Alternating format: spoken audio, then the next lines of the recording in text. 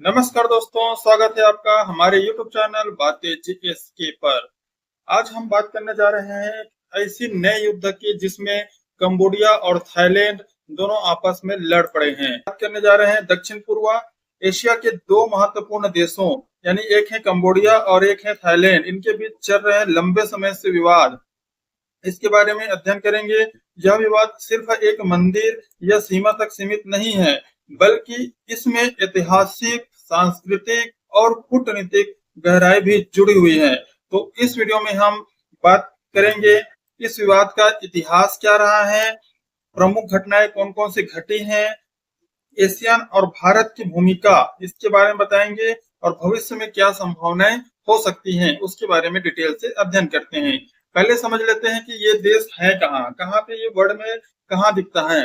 पहले तो ये देखना कि ये वर्ल्ड मैप किस तरह से पढ़ते हैं। यहाँ पे ध्यान रखना, ये एक वर्ल्ड मैप है, इसमें इस तरह से देखा जाता है। ये वर्ल्ड मैप को नॉर्थ, ये साउथ हो गया, ये ईस्ट हो गया और ये वेस्ट हो गया।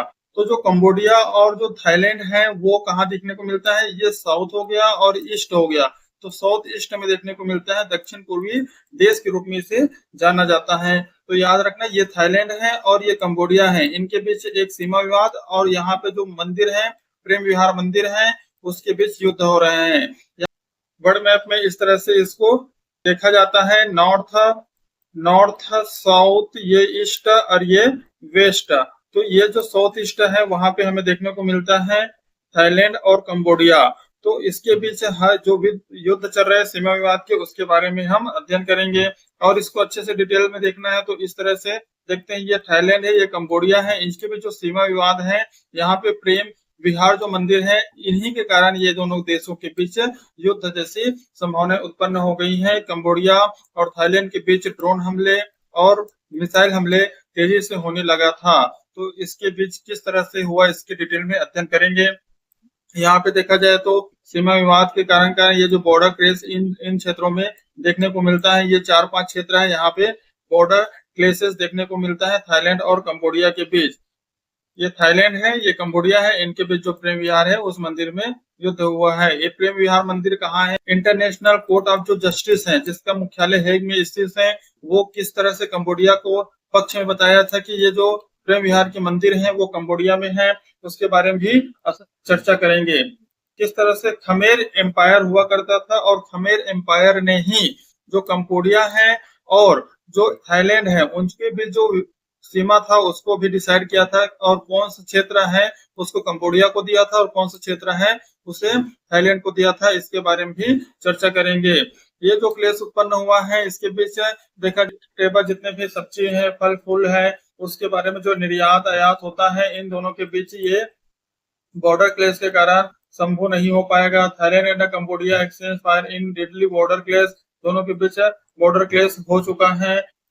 अब देखते हैं गूगल मैप में किस कारण इसका मेन जो रीजन है वो हुआ है। मेन इसका जो है, यहाँ पे देखो, ये एक बॉर्डर सीमा है और बॉर्डर सीमा के बीच ये वाला है डेंग्रेक। डेंग्रेक जो पर्वत है, इसी को जो खमेर एम्पायर है, इसी को हिस्सा लेके इन दोनों के बीच, कंबोडिया और थाईलैंड के बीच बंटवारा किया गया था। चलो देखते हैं अब इसका ऐतिहासिक पृष्ठभूमि क्या रहा है, किस तरह से ये दोनों देश आपस में लड़ पड़े हैं, उसके बारे में अध्ययन करते हैं। तो कंबोडिया का दावा है यह मंदिर उनके क्षेत्र में आता है और यूनेस्को है जो वर्ल्ड हेरिटेज डिसाइड करता है, वो 2008 में इसे कंबोडिया की सांस्कृतिक विरासत घोषित कर दिया गया था। थाईलैंड का दावा है कि थाईलैंड कहता है कि मंदिर भले ही कंबोडिया में हो, लेकिन आसपास की जो जमीन है वो उनकी है, इसलिए इन दोनों के बीच सीमा विवाद उत्पन्न हो गया। 1904 और 1907 में एक संधि हुई थी। फ्रांस जो उस समय कंबोडिया पर शासन करता था, यानी जो कंबोडिया था वो किसका उपनिवेश था, फ्रांस का उपनिवेश था, और थाईलैंड तब उस समय होता था सियाम। इनके बीच सीमा तय करने की एक संधि हुई थी। उस पर फ्रांस द्वारा बनाए गए जो नक्शे हैं उनके अनुसार जो मंदिर है वो कंबोडिया में आता है, यानी कहीं ना कहीं कंबोडिया के ये मंदिर है, प्रेम विहार मंदिर है, वो कंबोडिया का माना गया है। इसी तरह से जो 1962 में आईसीजे जो इंटरनेशनल कोर्ट ऑफ जस्टिस का जो फैसला आया था, हेडक्वार्टर हेग में है, उनका जो फैसला आया था वो भी कंबोडिया के पक्ष में ही फैसला सुनाया गया था, लेकिन जमीन को लेकर जो स्थिति है वो सही से बताई नहीं गई थी। यानी यहाँ पे सही से डिसाइड नहीं कर पाया कि ये जो जमीन है वो किसका है, लेकिन मंदिर को बता दिया कि ये कंबोडिया का मंदिर है। तो अब बात करते हैं कि संघर्ष और झड़पें किस तरह से शुरू हुई थी।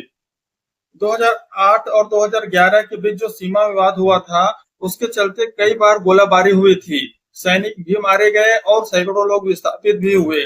इसका डाटा हम आगे बताएंगे कि किस तरह से कितने सैनिक मारे गए और कैसे लोग वहां से विस्थापित हुए।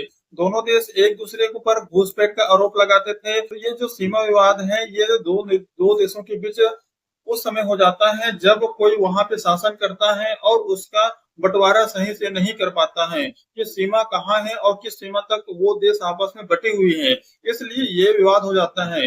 बहुत सारे हम विवाद देखने को मिला है, चाहे वो यूक्रेन और रसिया का हो, चाहे वो इजराइल और फिलिस्तीन का युद्ध हो, चाहे वो पाकिस्तान और इंडिया का युद्ध हो, चाहे चीन और भारत का युद्ध जैसी स्थिति हो, ये सब किस लिए लड़े हैं? ये मुख्य रूप से बात किया जाए तो सीमा विवाद के कारण ही लड़ा है कि ये जमीन मेरा है, वो जमीन इनका है, इसलिए ये दोनों आपस में लड़ पड़े हैं। आज भी जितने भी युद्ध देखने को मिलता है इन्हीं सीमा विवाद के कारण देखने को मिलता है। और जब ये सीमा विवाद के कारण युद्ध होता है तो बड़े बड़े जो विकसित देश हैं इसमें समाहित हो जाते हैं। सैन्य कार्रवाई करने के लिए ये देश आ जाते हैं, उनको मिसाइल पहुंचाना या फिर किसी तरह से उनको फाइटर जेट देना। 2011 में कंबोडिया ने फिर से आईसीजे के पास फिर मांग के लिए गया, लेकिन आईसीजे उस पर 2013 में फैसला किया कि यह मंदिर किसका है, कंबोडिया का है और थाई सेना वहां से हटना होगा। ये आईसीजे का फैसला था, लेकिन जो थाई सेना है यानी थाईलैंड की जो सेना है वो इसे नहीं मानता है, इसलिए वो जमीन इनका है ये बता रहा है, इसलिए इन दोनों के बीच युद्ध शुरू हुआ था। वर्तमान की स्थिति क्या रहा कि सीमा पर कभी कभार झड़प की खबरें आती रहती हैं। ड्रोन हमला हुआ है, मिसाइल हमला हुआ है, वो एक चौंकाने वाली बात है, इसलिए इन दोनों के बीच एक युद्ध जैसी स्थिति बन चुकी है। सीमा निर्धारण को लेकर बातचीत जारी है, लेकिन कोई स्थायी समाधान नहीं है, क्योंकि जब भी कोई युद्ध होता है तो उसका मेन पर्पज वही है कि या तो उनके बीच सीमा का सही से बंटवारा नहीं होता, सीमा को लेकर ही क्लेश उत्पन्न होता है। तो कहीं ना कहीं ये दोनों देश एक दूसरे पर वार करने से अच्छा है कहीं ना कहीं इन दोनों को देशों को आपस में समझौता कर लेना चाहिए। लेकिन समझौता करने आएगा कौन? क्योंकि बात किया जाए ये थाईलैंड और कंबोडिया है वो एशियन कंट्री का देश है, इसलिए एशियन कंट्री को इसमें आना चाहिए और बातचीत करना चाहिए। बड़े बड़े विकसित देश है इनको आना चाहिए और बातचीत करना चाहिए। अब अमेरिका को भी इसमें आना चाहिए और बातचीत करना चाहिए, और बातचीत से ही सॉल्यूशन निकाला जा सकता है। युद्ध करना कोई एक रणनीतिक प्रक्रिया नहीं है कि किसी देश पर कब्जा कर लेना, क्योंकि अगर युद्ध एक बार होता है तो वो हमेशा के लिए क्लेश जैसी स्थिति बनी रहती है, तो युद्ध चलता ही रहता है। यहाँ पे बात किया जाए तो सीमा निर्धारण को लेकर बातचीत जारी है, लेकिन कोई स्थायी समाधान नहीं हो पाया। कंबोडिया की सेना ने हाल ही में कुछ क्षेत्रों में निगरानी बढ़ाई है, जिससे थाई पक्ष से हलचल देखी गई है। अब बात करते हैं कि विवाद का मुख्य कारण है क्या, कि इनके बीच विवाद इतना क्यों उत्पन्न हुआ। तो पहला वही बताया कि सीमा रेखा की अस्पष्टता, यानी एक ने जो वहां पे जो खमेर एम्पायर था उन्होंने भी सीमा स्पष्ट नहीं किया। फ्रांस जब इन देशों पर कंबोडिया पर अपना कब्जा किया गया था, जब उन्हें छोड़कर गया तो वो भी डिसाइड नहीं कर पाया उनके जमीन को जो सीमा है कंबोडिया और थाईलैंड की सीमा को डिसाइड नहीं कर पाया। जो पुराने नक्शा और समझौतों की जो जितने भी हम व्याख्या करते हैं वो अलग अलग ही दिखाई देता है। यानी राष्ट्रवाद और राजनीति की बात करें तो दोनों देशों के नेताओं ने इस विवाद को राष्ट्रीय गौरव से जोड़ा हुआ है। कोई बोल रहा है कि ये हमारा संप्रभुता है और हम संप्रभुता की रक्षा करेंगे। अभी तक ये दोनों देश डिसाइड नहीं कर पाए कि प्रेम विहार मंदिर जो है कंबोडिया का है, बट जो जमीन है वो थाईलैंड का बताता है। इन दोनों देशों को आपस में बात करके इसके बारे में अच्छे से विचार करके अच्छे से पीस डायलॉग करके इस मामला का सुलझा लेना चाहिए, क्योंकि अगर ये युद्ध बढ़ा कहीं चीन और अमेरिका इसमें कूद पड़ेगा। चीन और अमेरिका जब इसमें कूदेगा तो इनका मेन मोटो यही रहता है कि अपने यहाँ जितने भी मिसाइल बने हैं, जितने भी प्रोडक्शन डिफेंस में हुआ है, उनको वहां पर डिफेंस सहायता देना। तो ऐसे में इन लोग पैसा कमा जाएगा, चाइना हो या फिर अमेरिका, क्योंकि ये अपना जो माल है डिफेंस माल है उनको यहाँ जाके बेचेगा और ये आपस में ये दोनों देशों को लड़ाने का काम करेगा। तो इसमें फायदा विकसित देशों का होगा। ये छोटा छोटा देशों का इसमें फायदा होने का कोई सवाल ही नहीं उठता। इसलिए डायलॉग से इस युद्ध को रोकना जरूरी है। प्राकृतिक संसाधनों की होड़ है, क्योंकि जिन क्षेत्रों पर बात किया जा रहा है वो क्षेत्रों पर खनिज और जल स्रोतों से भी समृद्ध है, इसलिए यह युद्ध होना लाजमी हो गया था। धार्मिक और सांस्कृतिक महत्व की बात किया जाए तो मंदिर का धार्मिक महत्व दोनों देशों के लिए, लोगों के लिए एक गहरा प्रभाव पड़ता है कि ये दोनों देश इस मंदिर को मानते हैं। अब बात करते हैं एशियन एशियन के बारे में बात करते हैं तो ये होता है दक्षिण पूर्व एशियाई राष्ट्र संघ होता है, जिसमें दोनों देश सदस्य हैं, यानी कंबोडिया और थाईलैंड दोनों भी सदस्य हैं। इस विवाद को सुलझाने के कई प्रयास किए गए हैं, जैसे कि 2011 में जब इनके बीच झड़प हुई थी तो उस समय भी एशियन के जो पर्यवेक्षक है उनको भेजा गया था और इन दोनों के मामलों को सीमा विवाद को सुलझाने की कोशिश किया गया था, लेकिन थाईलैंड इसमें माना नहीं। थाईलैंड ने संप्रभुता का हवाला देकर इसका विरोध करना शुरू कर दिया था। एशियन आज भी संवाद और शांति के लिए मंच प्रदान कर रहा है, लेकिन निर्णय लेने की शक्ति उनके पास नहीं है। अब एशियन होता क्या है, एशियन के बारे में बात किया जाए तो ये एशियन मेंबर है, association of south east Asian nation होता है। ये जो साउथ ईस्ट में आते हैं, अभी जो बात किया था कि साउथ वाला जो भाग है, इतना साउथ ईस्ट इसलिए बोला गया है कि इतने जितने भी भाग इसमें आता है यहाँ पे देखने को मिलता है, ये वाला जो एरिया है साउथ ईस्ट एरिया, इतने ही भाग है, इसमें 10 कंट्री हैं। अब वो 10 कंट्री कौन कौन सा है उसके बारे में बात करते हैं तो 10 कंट्री ये हैं, ये जैसे म्यांमार है, थाईलैंड है, कंबोडिया है, Singapore, Indonesia, Malaysia, Vietnam, Laos, Philippines और ब्रुनेल्स, ये सब इसमें टोटल 10 कंट्री हैं। यानी कंबोडिया और थाईलैंड कहीं ना कहीं इनके बीच आ रहा है, तो ये एशियन कंट्री को इसमें महत्वपूर्ण भागीदारी लेना पड़ेगा। और इन दोनों के बीच जो चल रही है सीमा विवाद, ये वाला जो एरिया इसको देखो, ये हो गया कंबोडिया और ये हो गया थाईलैंड, इन दोनों के बीच ही विवाद चल रहा है, तो इसको निपटाने का काम जरूर कर लेना चाहिए। नहीं तो ये इस युद्ध अगर बढ़ता है तो चाइना और इधर से जो सपोर्ट दे रहे हैं कंबोडिया को अमेरिका, वो आपस में कूद पड़ेगा और ये अपने माल को यहाँ पे बेचने का कोशिश करेगा। बात करते हैं भारत का दृष्टिकोण क्या रहा है। इन दोनों देशों के बीच भारत किस हिसाब से अपना वर्चस्व रखता है, तो भारत इन दोनों देशों के साथ अच्छे संबंध रखता है। भारत ने इस मामले में तटस्थता बनाए रखी है, यानी किसी का पक्ष नहीं दिया है, न कंबोडिया का पक्ष दिया है, न थाईलैंड का पक्ष दिया है। दोनों देशों में भारत की जो आर्थिक, रक्षा और सांस्कृतिक साझेदारी है, इसलिए भारत इसमें किसी तरह से किसी का पक्ष नहीं दिया है। भारत चाहता है कि क्षेत्र में शांति हो और स्थिरता बनी रहे, ताकि उसका एक्ट ईस्ट पॉलिसी भी सफल हो सके। एक्ट ईस्ट पॉलिसी जो हम इन देशों को क्या करते हैं, इन देशों के साथ व्यापार करते हैं, चाहे वो कंबोडिया हो, थाईलैंड हो या जितने एशियन कंट्री हैं, उनके साथ हमारा जो एक्ट ईस्ट पॉलिसी है वो बनी रहे। तो हमारा मेन पर्पज है कि वो जो क्षेत्र है वहां पे शांति और स्थिरता बनी रहे। अब बात करते हैं कि भविष्य की संभावनाएं क्या हो सकती हैं, कि आगे अब इसके बारे में बात करेंगे कि क्या हो सकती हैं।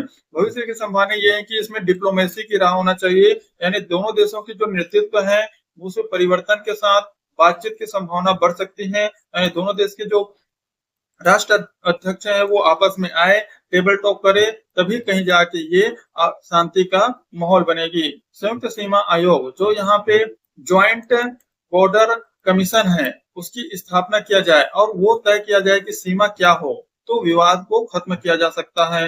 यूनेस्को की भूमिका इसमें महत्वपूर्ण है, क्योंकि यूनेस्को ने 2008 में क्या कर दिया था, कंबोडिया को वो जो क्षेत्र है प्रेम विहार जो मंदिर है, जो शिव मंदिर का है, उसको एक हिसाब से कंबोडिया का बताया है। तो मंदिर की वो सांस्कृतिक धरोहर के रूप में सुरक्षित रखने की जिम्मेदारी यूनेस्को ने ले रखी है। तो कहीं ना कहीं यूनेस्को को भी इसमें समझौता करना होगा, कहीं ना कहीं इसको भी शांति समझौते के लिए आना होगा।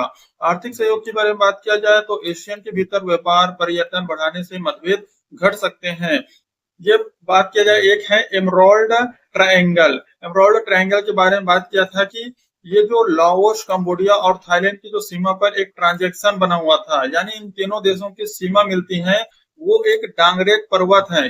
वो जो डांगरेट पर्वत है इसी को आधार बना के लाओस की, कंबोडिया की, थाईलैंड की, इन तीनों देशों की क्या किया गया था, हिस्सा बांटा गया था। मेन रूप से जो कंबोडिया है और थाईलैंड है वो एक दूसरे से 817 किलोमीटर की भूमि सीमा शेयर करती हैं। जब फ्रांस ने यहाँ पे राज किया था 1863 से 1953 तक, कहाँ पे, कंबोडिया पे, तब ये मानचित्र बना दिया गया था और 1817 की दोनों देशों के बीच सीमा साझा दिखाया था। 1904 में जब फ्रेंको सियामी संधि हुई थी, ये जो संधि है इसको महत्वपूर्ण है, ये सियामी संधि हुई थी। इसमें क्या किया गया था, जो फ्रांसीसिस इंडो चाइना था, जो आधुनिक रूप से जो कंबोडिया और लाओस है, और सियाम जो आधुनिक रूप से थाईलैंड है, उनके बीच जो सीमा का बंटवारा किया गया था, तो उस समय डांगरेक जो पर्वत है, अभी जो डांगरेक पर्वत के बारे में बात किया था, ये जो डांगरेक पर्वत है इसको आधार मान के ही क्या किया था, इन दोनों देशों के बीच बंटवारा किया था, एक थाईलैंड और एक कंबोडिया, इन दोनों के बीच क्या किया गया था, बंटवारा किया गया था, फ्रांस ने किया था। लेकिन ये सटीक सीमा नहीं बताया पाया और ये संयुक्त आयोग पर छोड़ दिया गया, जो ज्वाइंट बॉर्डर कमीशन है उस पर ये छोड़ दिया गया और इसे डिसाइड करने के लिए बोल दिया गया था। लेकिन अभी तक इन देशों के बीच सीमा का सही से बंटवारा नहीं हो पाया, इसलिए युद्ध जैसी स्थिति बन गई। 2008 में फिर से तनाव उत्पन्न हो गया, उस समय जब मंदिर को, ये जो प्रिय विहार मंदिर है, उनको यूनेस्को ने क्या कर दिया, विश्व धरोहर की श्रेणी में दर्ज कर दिया गया, तब ये और क्लेश ज्यादा उत्पन्न हो गई। 2011 में फिर से ये एक संघर्ष हुआ जिसमें 36,000 लोग वहां से विस्थापित हो गए थे। 1965 के जो फिर से इंटरनेशनल कोर्ट ऑफ जस्टिस का जो फैसला था, उनको न मानते हुए 2013 में फिर से थाईलैंड ने यहाँ पे फिर से अपील किया, लेकिन ये जो इंटरनेशनल कोर्ट ऑफ जस्टिस है, वो कंबोडिया के पक्ष में ही फैसला सुनाया और बताया कि थाईलैंड को उस जगह से हटना होगा, लेकिन थाईलैंड इसका बात नहीं सुनी और इन दोनों देशों के बीच सीमा विवाद जैसी स्थिति उत्पन्न हो गई। जो एमराल्ड ट्रायंगल की बात किया गया था, वहां पे कई हिंदू मंदिर हैं और यही हिंदू मंदिर को बीच ही ये दोनों देशों के बीच क्या होता है, अभी तक झगड़ा होता आया है, अभी तक क्लेशेस उत्पन्न हो रहे हैं। तो ये बहुत महत्वपूर्ण है ये सीमाएं, तो इस पर सोल्यूशन निकालना जरूरी है। अब बात करते हैं कि कौन सा इसमें थाईलैंड और कंबोडिया के बीच अगर युद्ध होता है तो उनकी जो सैनिक है वो कौन बड़ा है। ये है कि यहाँ पे जो थाईलैंड है उनकी जो सैन्य ताकत है वो काफी मजबूत है कंबोडिया के कंपेयर में, क्योंकि इनके पास 3.61 लाख सक्रिय सैनिक हैं। कंबोडिया की जो सैनिक है उनसे लगभग 3 गुना ज्यादा है, तो इसलिए थाईलैंड कहीं हथियारों के मामले में इनसे आगे हैं। थाईलैंड के बारे में बात किया जाए तो उनके पास 11 ग्रिपेन फाइटर जेट हैं जो स्वीडन से लिया गया है, अमेरिकी से दर्जनों F-16 लिया गया है, F-5 विमान भी हैं, ये सब लड़ाकू विमान है। लेकिन वही कंबोडिया के बारे में बात किया जाए तो कंबोडिया के पास कोई लड़ाकू विमान है ही नहीं, लड़ाकू वायुसेना है ही नहीं, तो ऐसे में वो युद्ध नहीं लड़ सकता। वही जमीन स्थिति में बात किया जाए तो थाई सेना के पास 60 आधुनिक चीनी बेटी है, या ये कहे तो हम यहाँ पे चीन जो है सपोर्ट कर रहे हैं किसको, थाईलैंड को। यहाँ पे बात किया जाए तो फिर ये जो थाई सेना के पास 600 से ज्यादा आर्टिलरी गन है, 56 आधुनिक तोपे भी हैं, 18 ब्लैक हॉक ट्रांसपोर्ट भी हैं, और कंबोडिया के पास कुछ पुराने ट्रांसपोर्ट हेलीकॉप्टर हैं। ये international institute for strategic study की रिपोर्ट के अनुसार बताया है। अगर जवाब बात यह है कि यहाँ पे जो थाईलैंड की सेना है वो मजबूत है और जो कंबोडिया की सेना है वो कमजोर है, तो इन दोनों के बीच अगर युद्ध होता है तो कहीं ना कहीं थाईलैंड इस युद्ध में विजय प्राप्त कर सकता है, क्योंकि आज जितने भी युद्ध देखने को मिल रहे हैं वो कहीं ना कहीं ड्रोन से और हवाई हमले मिसाइल से ही देखने मिल रहे हैं। जमीनी स्तर पर ये हाथापाई ही होगा, इससे ज्यादा नहीं हो सकता। अगर असली युद्ध हो रहा है तो वो हवाई हमला होगा। अब बात करते हैं कि इनके जो ग्लोबल रैंकिंग में 24 नंबर में आता है, ये ग्लोबल रैंकिंग किसका है कि सैन्य शक्ति किसके पास ज्यादा है, तो थाईलैंड है पूरे विश्व में 24 नंबर में आता है, तो कंबोडिया 83 नंबर में आता है। सक्रिय सैनिक की बात किया जाए तो इसमें लगभग 3,60,000 है, तो इसमें मात्र 1,70,000 है। रिजर्व सैनिक के बारे में बात किया जाए तो इसमें 2 लाख है, इसमें 1 लाख है। रक्षा बजट भी देखा जाए तो $5.5 बिलियन का होता है, लेकिन इसके पास बहुत कम रक्षा बजट है। लड़ाकू विमान इसके पास ज्यादा है 72, इसके पास कोई लड़ाकू विमान नहीं है, इसके पास कोई वायुसेना नहीं रखता है। टैंक के बारे में बात किया जाए, इसके पास बहुत मल्टीपल टैंक अत्याधुनिक तकनीकी का टैंक है, इसके पास सीमित मात्रा में है जो पुरानी है। आर्टिलरी की बात किया जाए तो थाईलैंड के पास सबसे ज्यादा देखने को मिलता है कंबोडिया के कंपेयर में। सैनिक क्षमता के बारे में बात किया जाए तो इसके पास एक हेलीकॉप्टर है और 7 फ्रिगेट्स हैं। तो कहने का मतलब यह है कि इनके पास कोई समुद्री युद्ध जहाज नहीं है, तो कंबोडिया अगर युद्ध होता है कंबोडिया और थाईलैंड के बीच तो कंबोडिया कहीं ना कहीं हार मान सकता है। इसलिए दोनों देश के राष्ट्र अध्यक्ष को आपस में आना होगा, पीस डायलॉग करना होगा, तब कहीं जाके ये युद्ध रुकेगा और आगे युद्ध करने का कोई मतलब नहीं है। क्योंकि एक दूसरे देश पर अगर युद्ध होता है, इतने छोटे छोटे देशों में अगर युद्ध होता है, तो शांति का माहौल बन नहीं पाएगा और इन दोनों के देशों के बीच आपस में क्लेश उत्पन्न ही रहेगा। अब कंबोडिया और थाईलैंड के यहाँ जो विवाद है, यह सिखाता है कि इतिहास, नक्शे और संस्कृति जब राजनीति और सैन्य शक्ति से जुड़ते हैं तो कितनी जटिल स्थिति बन जाती है। यहाँ पे हम बात भी किए थे कि ये जो युद्ध हो रहे हैं, जितने भी आजकल हम जो जितने भी युद्ध देखने को मिल रहे हैं, वो सब युद्ध है कहीं ना कहीं सीमा विवाद का मुख्य कारण है। अब जब ये सैन्य और राजनीतिक रूप से बदल जाता है सीमा विवाद के कारण, तो ये कहीं ना कहीं युद्ध में तब्दील हो जाता है। ये कंबोडिया के बारे में बात किया जाए या फिर थाईलैंड के बारे में बात किया जाए, वो एक मंदिर के कारण ही युद्ध के स्थिति में आए हैं। एक बोल रहा है कि मंदिर मेरा है, एक बोल रहा है कि जमीन मेरा है, तो ये दोनों आपस में लड़ पड़े हैं, इसलिए युद्ध जैसी स्थिति बनी हुई है। लेकिन बातचीत, संयम और क्षेत्रीय सहयोग से हर संकट का हल निकाला जा सकता है। उम्मीद है कि दक्षिण पूर्व एशिया में शांति बनी रहनी चाहिए। इसमें एशियन कंट्री को आपस में आके सहयोग स्थापित करना चाहिए। भारत जैसे देश जो एक्ट ईस्ट पॉलिसी रखता है इन क्षेत्रों में, वहां पे इनको भी जाके एक प्रकार से शांति स्थापित करने और स्थिरता बनाए रखने के लिए भी बात करनी चाहिए। जो बड़े विकसित देश हैं अमेरिका, इन देशों को भी यहाँ पे आना चाहिए और इन दोनों देशों के बीच शांति स्थापित करने के बारे में बताना चाहिए। तो कहीं ना कहीं इन दोनों के बीच अगर क्लेश उत्पन्न हुआ है, तो ये एक प्रकार से शांति डायलॉग करके ही इसका सोल्यूशन निकाला जा सकता है। अगर वीडियो अच्छा लगे तो लाइक कीजिए, सब्सक्राइब कीजिए। मिलते हैं नेक्स्ट वीडियो में, तब तक के लिए जय हिंद।